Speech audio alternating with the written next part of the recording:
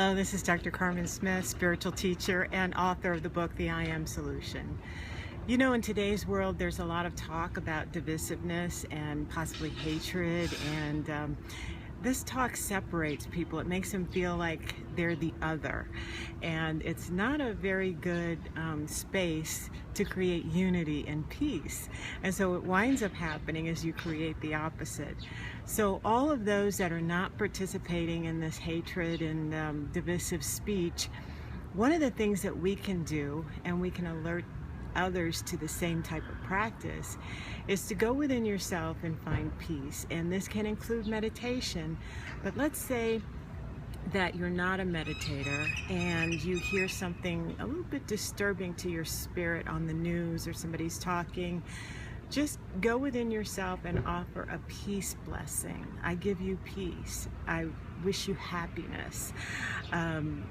Peace is all around us, but we have to invoke it also. We have to believe in it, know it to be true, and then affirm it, that peace is all there is, love is all there is.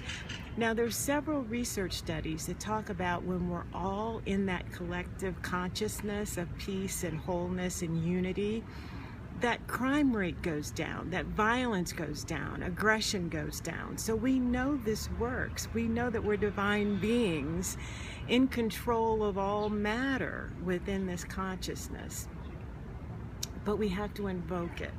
So instead of sitting passively, and it does look passive to people that are not hooked up to this reality, but it's not passive at all. It is the most powerful thing that we could do, is invoke peace into this world. And so make it a part of your practice. So instead of letting the hatred or the divisiveness wash over you and think that there's nothing you can do about it, go within yourself where peace resides all around you, and invoke it into existence. If enough of us do that on a regular basis, we create the world that we imagine, which is unity and peace. So be the one. Love you.